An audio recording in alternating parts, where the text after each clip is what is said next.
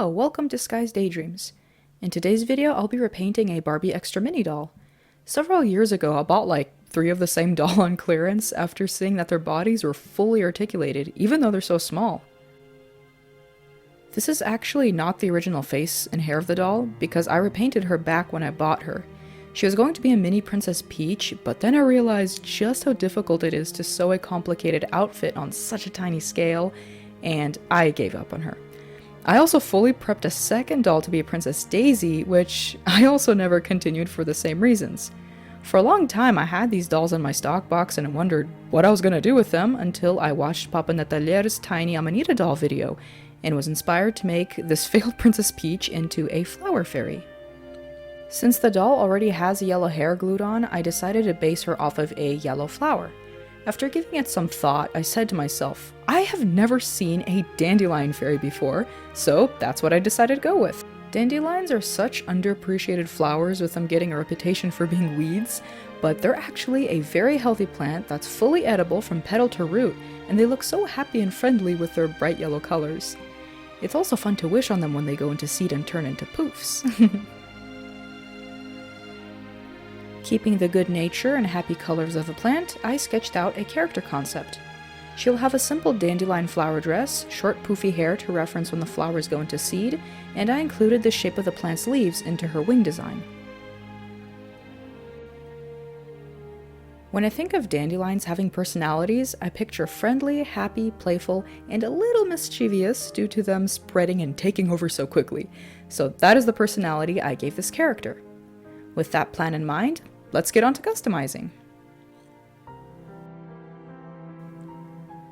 The first thing I do is tie back her hair and remove the face with acetone. It's a little painful to wipe away all that hard work, but oh well. I begin from the sides of the face and very carefully work my way to the center, removing the eyes and lips last to avoid tons of smearing and getting it into the hair.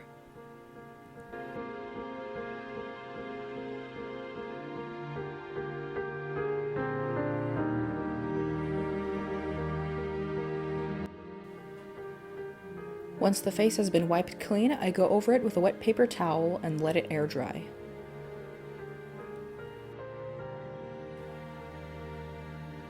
Next, I mask off the hair with a piece of scrap fabric and sewing pins. By the way, the hair is made out of brushed out acrylic yarn and glued onto the head with fast grab tacky glue, just like the previous doll.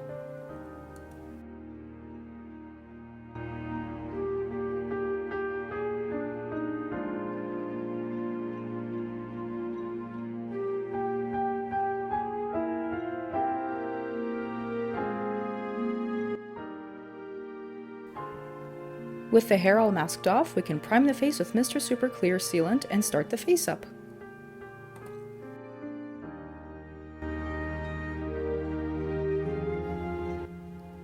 I begin with sketching the basic eye shape with a light color pencil and blush the face with pastels.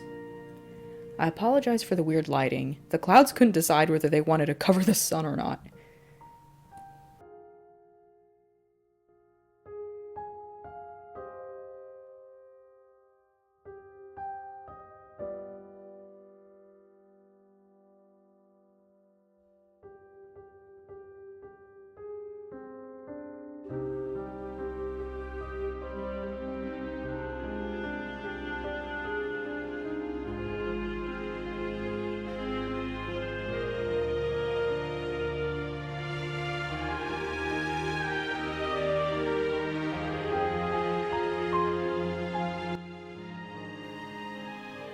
Once I have the sketch and blush down, I begin to add darker outlines, colors, and details. At first I wasn't sure about what color I wanted her eyes to be, but I decided to go with purple since it's a complementary color to yellow.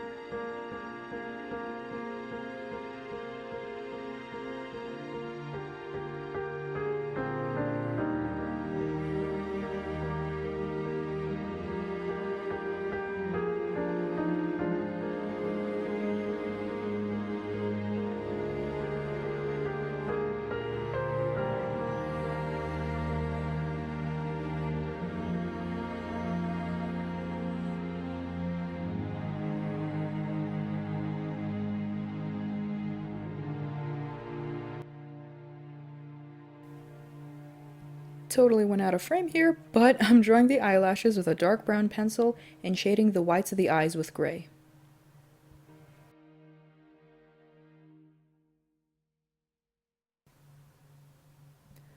Like with pretty much all face-ups, there's a point when the white pencil won't build up color anymore, so I go in with some gouache paint.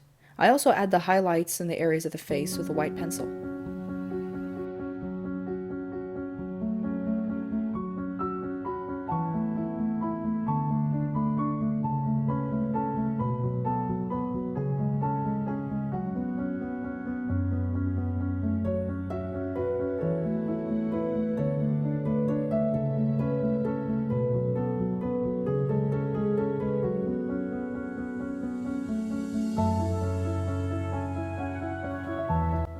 Somewhere, somehow, the eyes turned out way too dark. I think I may have accidentally used the wrong pencil or something, so I try to save it by adding light purple highlights with gouache paint.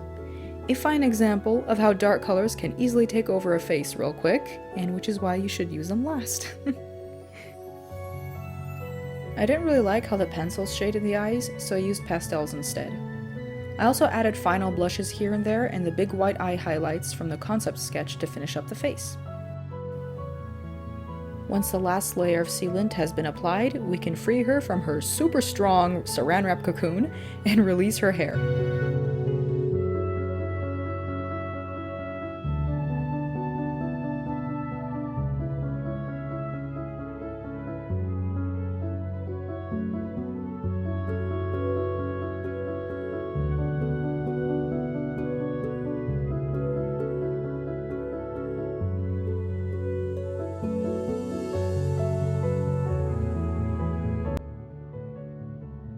I also did a layer of gloss on her eyes and lips.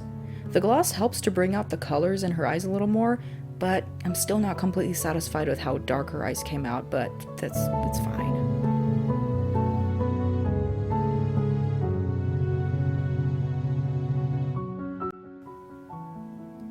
Unfortunately, I do not have much footage of the hairstyling because it was very hard to keep the doll still. She was shifting around a lot and trying my patience. But basically I just use an eyebrow razor for pretty much the whole styling process to feather out the hair in layers to achieve that poof effect. I was heavily inspired by the big hairstyles from the 1980s, which I am absolutely in love with.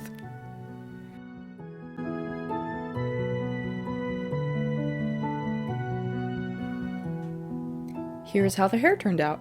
I thought doing a style like this would be complicated, but it turns out it's actually pretty easy and I really enjoyed it. I love it so much.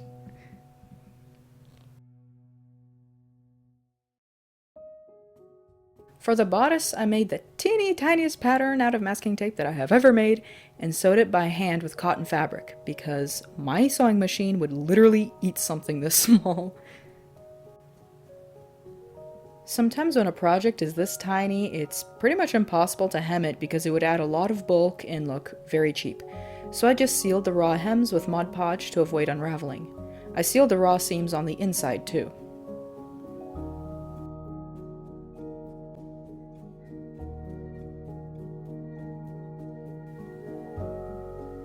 To make the bodice look like it's made out of leaves, I draw on a leaf-like texture with an acrylic marker and try to make a bit of a gradient by applying water to the fabric with my finger.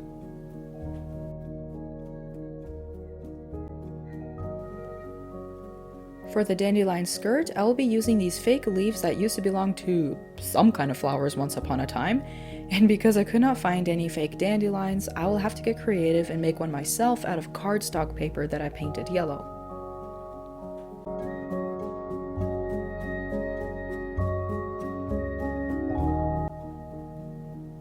Taking the cardstock, I cut a bunch of slits into it to resemble dandelion's thin petals, and I take the leaves and trim them down to the right size.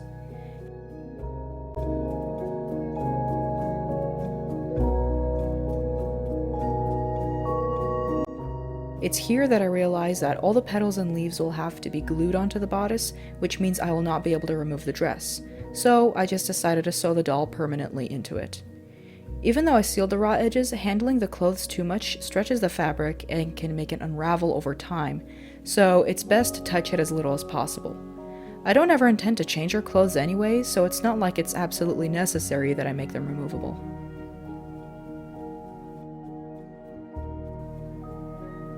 Here I begin gluing the petals together. I was a little nervous at first because the first few layers made it look like a grass skirt, but in the end it turned out better than I thought it would. I still would have preferred using a fake flower, but sometimes you just gotta work with what's available. And here I realize it's very easy to look up the skirt, and it looks like she ain't wearing anything underneath. So I painted the panties to match her bodice, so it looks like she's wearing a leotard. Looking much better, and after that I glue the leaves onto the skirt, with smaller ones overlapping the longer ones. I literally had just enough to encircle the whole waist.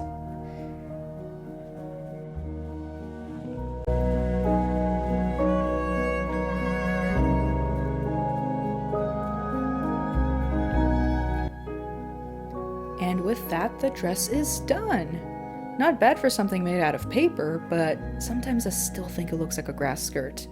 I think the dark green leaves really save it and help it look more flowery though, but I don't know, what do you think? And now, on to the reason why it took so long to finish this so-called simple project, the wings. My original idea was to use UV resin to make them, but it just was not working out for me. The resin was not curing right and refused to cooperate. Totally not because I was 5 years old. I tried making the wings with this method several times without any success, and eventually gave up on the idea entirely. I eventually turned to YouTube for help, and that is where I picked up this great idea to use liquid Sculpey. I drew up a pattern for the wings and traced it onto some baking paper, and then I clipped some wire to frame and support the wing shape and to be able to glue them into the doll's back later. Next, I squeeze a generous amount of liquid Sculpey inside the wing tracing, and I dye it by scraping in a bit of soft pastel pigment. After mixing it up, I use a toothpick to spread out the mixture over the shape of the wing. I repeat this step for all 4 wing parts before carefully putting in the wire and making sure it gets completely covered by the liquid clay. I then stick it into the oven to cure for 15 minutes at 275 degrees Fahrenheit.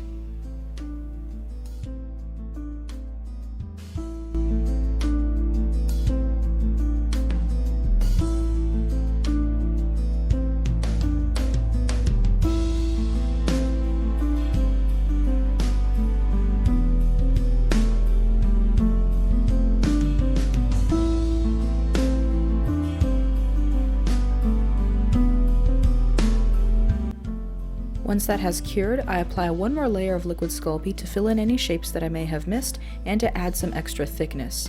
I also make sure to cover the wires some more so they're really embedded in the clay. I don't bother dyeing it this time because this stuff is clear once it's cured.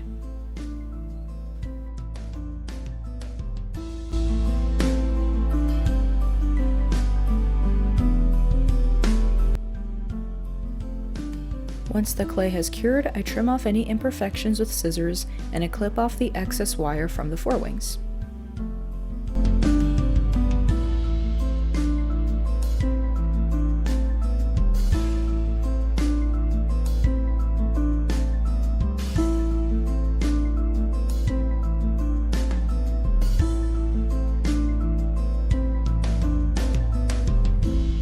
I use the liquid Sculpey to glue on the forewings onto the bigger wings and stick them into the oven to cure once more.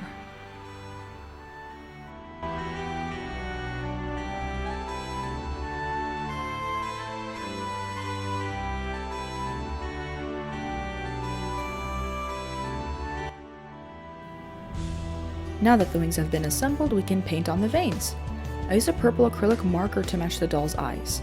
I tried using acrylic paint at first, but it was not working too well, so I switched to the marker. I did apply some metallic paint, which worked pretty nicely, probably because the marker primed the surface.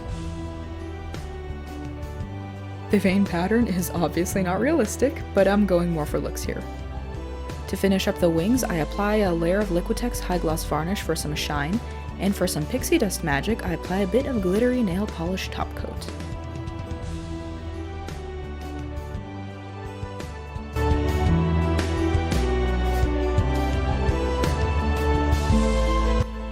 And here are the finished wings. Not as professional looking or pretty as resin, but with the materials I had at the moment, I think they turned out pretty good. The only thing I would do different next time is use a brush to spread out the liquid Sculpey instead of a toothpick. And now we can finally give our fairy her long-awaited wings. I drilled 2 holes into her back with my micro polishing pen and used super glue to glue them on. And with that, the doll is finally finished.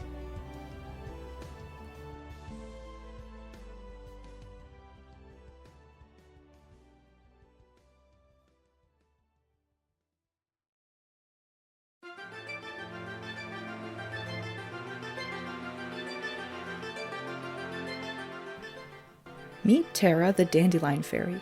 Friendly, playful, and spontaneous with a dash of mischief, this little fae spends her time fluttering about the open grassy plains, spreading her pretty yellow flowers, and granting people's wishes. She loves making friends and making people smile, and is loved by everyone. Well, not so much by those with perfect landscaped yards. If you're one of them, watch out, Tara's coming for your lawn. I really enjoyed making this doll, and I loved creating her character. If you like this video, give it a thumbs up and leave a comment below. For those of you who are wondering, yes, I will be customizing the other blank Barbie mini, so if you're interested in seeing that, subscribe so you don't miss out. Have a wonderful day, and I will see you next time. Bye!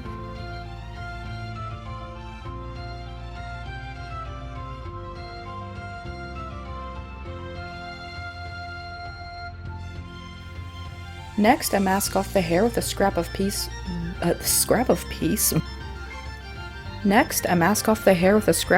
fabric. Why do I keep saying that? By the way, the hair I made is made out of